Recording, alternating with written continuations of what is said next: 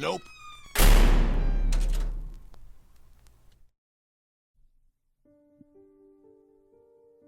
One of my favorite movies growing up was Independence Day. I know there are better movies, but the combination of actors and special effects made it just about perfect in my young brain. I used to drive my parents crazy, not only watching it, but wanting them to bask in the glory of Randy Quaid in a jet with me. So they finally settled on a compromise. We would watch it together every 4th of July, if I would just shut up about it for the rest of the year. And so we did. During the years, I was 8 to 14. We watched it religiously, somewhere between afternoon hot dogs and evening fireworks every year. And it was awesome. But as I got older, my interests changed. I was busier, and I just forgot. Since I was 15, I don't know that I've seen the entire movie more than once, and I'm 29 now. So when I found a box with old movies in the storage unit of my apartment building, imagine my delight when I spied a Blu-ray of Independence Day sitting right on top. I had moved into the apartment 6 months before, and part of the lease agreement was that each apartment had a little storage unit in the basement for excess stuff. It sounded far more grandiose than it actually was.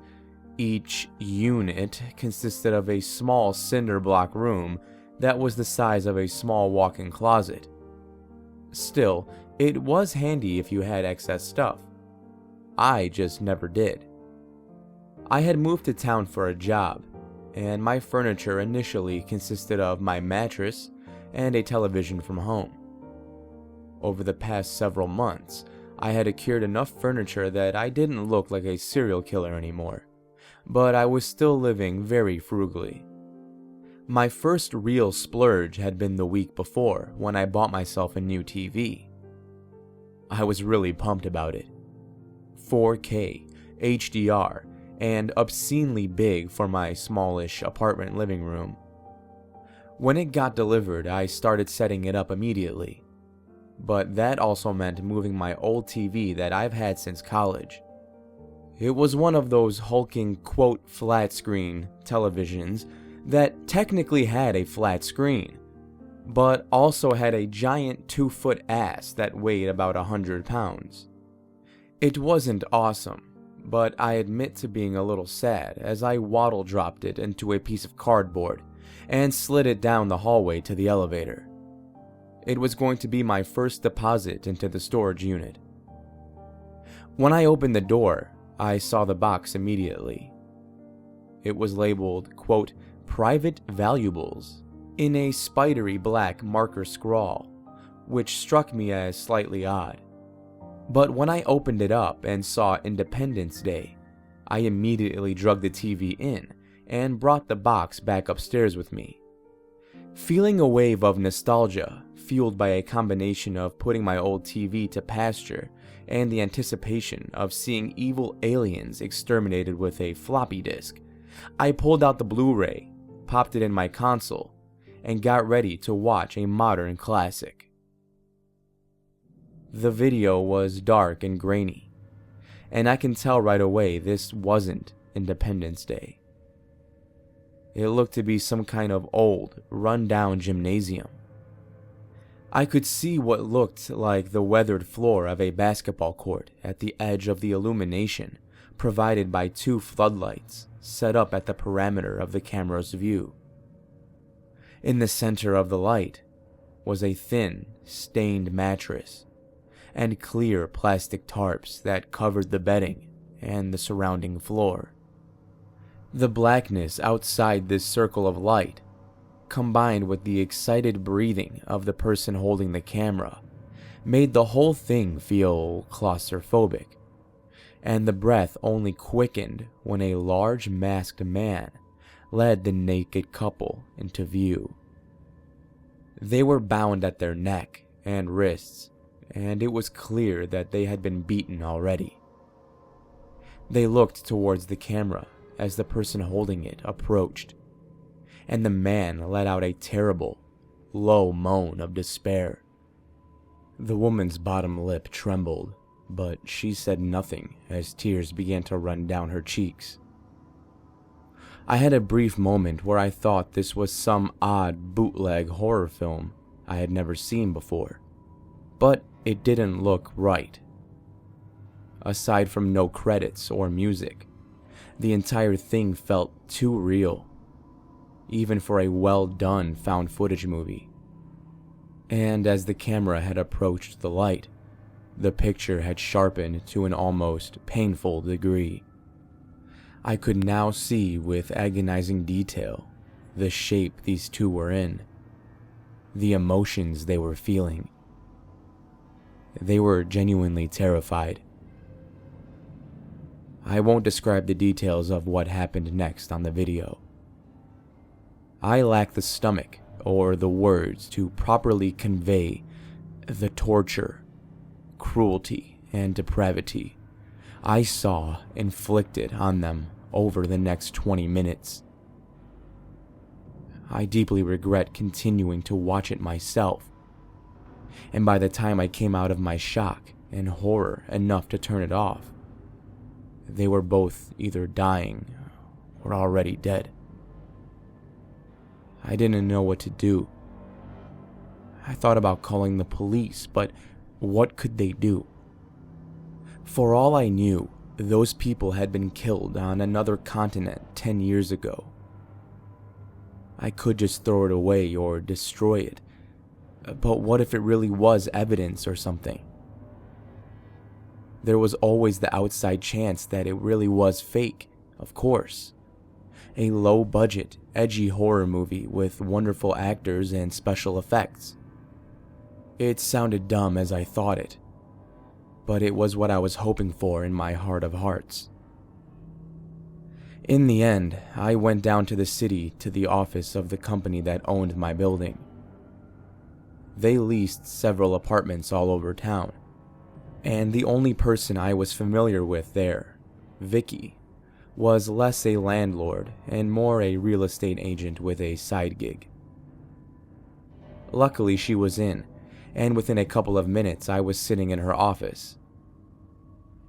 I didn't talk about the movie specifically, but I told her about finding a box of what I assumed was the prior tenant's belongings in the storage unit. I wondered if she had any information about him, so I could contact him about getting his stuff. In truth, I had no intention of contacting him, but I wanted to know more about them before I made my final decision on what to do. Vicky, a perpetually chipper woman in her mid-50s, with bright blonde hair and an unnaturally dark tan, grew visibly pale as I started talking. Less than a minute in, she already was waving her hands and shaking her head. "No, honey, don't worry about that. Throw that crap in the garbage. No telling what kind of trash she had in there." I raised an eyebrow. "So you know who the last tenant was? It was a woman?"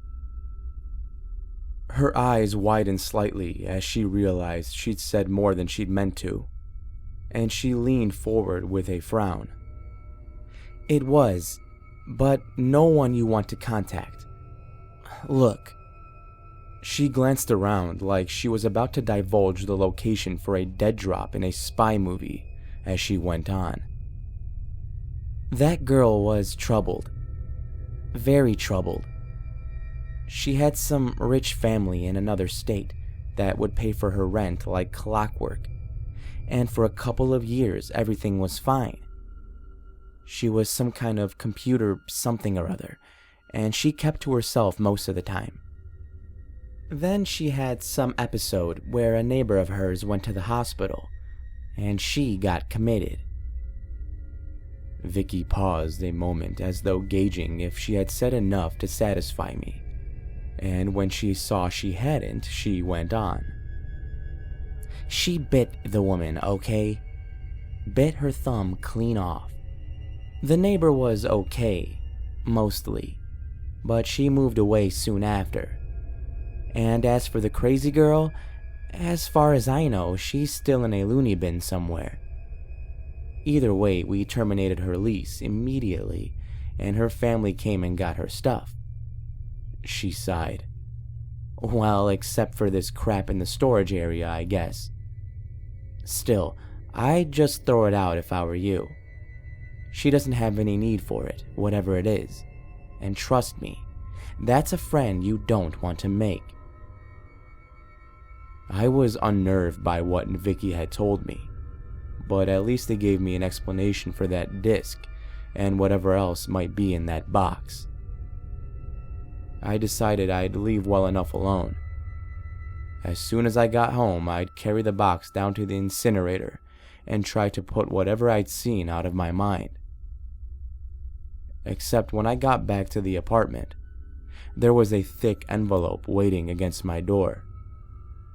It had no writing on it, and once I got inside and opened it, I saw it contained a cell phone with no note or explanation.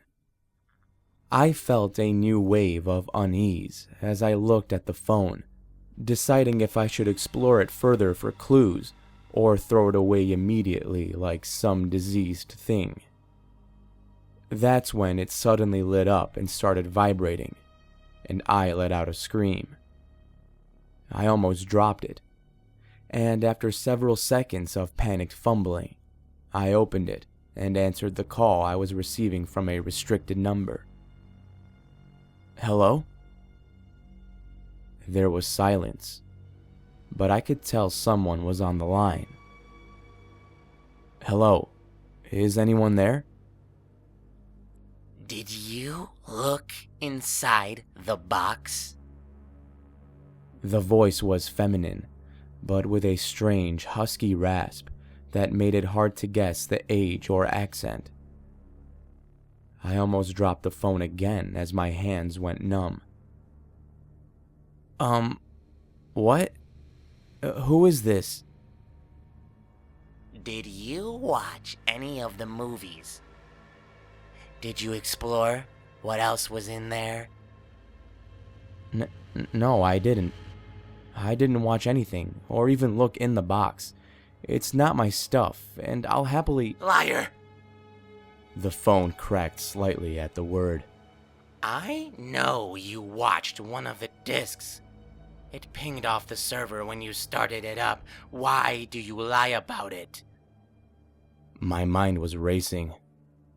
Server. What was she? And then I remembered. Some Blu-rays automatically connect to the internet. Usually it's to download new movie trailers, but this one had apparently been made to let someone know if the disc was being watched. Was that even possible? It didn't matter. I needed to deal with this nut job first. Look, I'm sorry. I loaded the disc, and when I realized it wasn't Independence Day, I cut it off. So I don't know what you're talking about, and I think I should go now. I was edging further into my apartment now, and my hands were starting to tremble from the adrenaline. It seemed like a reasonable lie, but why wouldn't she just answer? Then finally,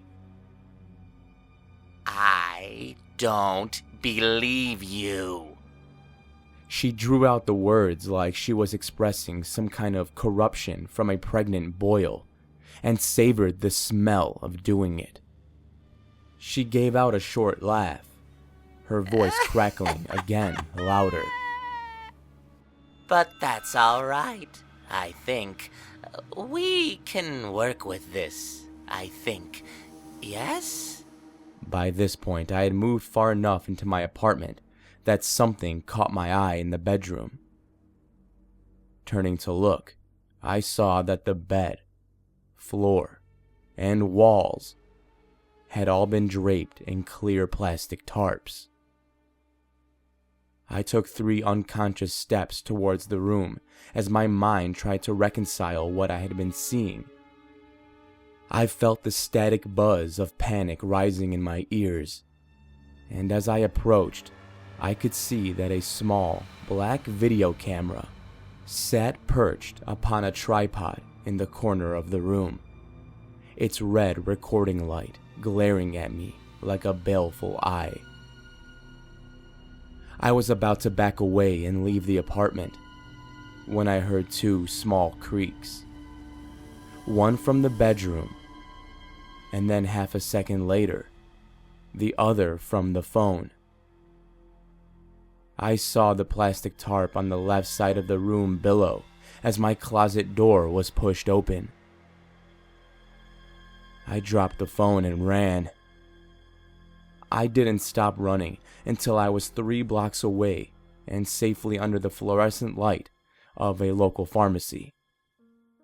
I had dropped my own phone as well at some point of all of this, so I asked to use theirs and called the police. 20 minutes later they pulled up, and after I gave an explanation, they went back with me to the apartment. 2 officers went in first, and after they cleared the apartment, they came back out. Their initial expressions of mild interest and concern had been replaced with irritation, and when I went inside with them, I understood why. The tarps and the camera were gone, as was the mystery phone. Even the box of movies, which I had sitting next to the TV in the living room, was missing.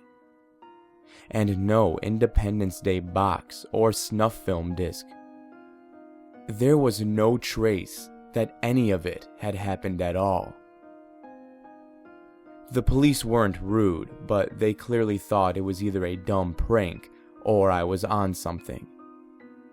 Either way, they left quickly, and I could tell they wouldn't be writing a report on it. Not that I could blame them. I spent the next week in a motel, as I went through the process of breaking my lease and finding a new place on the other side of town. That was over a month ago, and since then, everything has been fine. Boring, even. At first, I dreaded every phone call, every visitor at work, every event that could potentially be her making contact again. But I was moving past it, and the new apartment was actually nicer, with better security. So when I walked in today and saw the small box sitting on my sofa, I actually had a moment where I was confused. Then I saw the words written on the side in black marker. Private valuables. I almost left the apartment right then, but I saw there was a sticky note above the labeling. When I moved closer, I could see it was written in the same handwriting, though this had been written in pencil, and it read, "We still have much work to do, yes?" Hello, dear listener. Thank you for joining me in this week's video. I hope you enjoyed it. If you did, you know what to do. Thumbs up button, subscribe, notification bell, the ultimate trifecta. And if you want to show the author some love, check out the links in the description below for more. Everybody, I want to apologize for not uploading last week. As I explained before, this summer is extremely busy for me, so I simply did not have the time to produce one, and I didn't want to rush one because you guys deserve nothing but the best. Alright guys, I hope everyone has a safe and fun Independence Day tomorrow if you're an American listener. Until next time, stay safe out there. I'll be seeing you in the next video.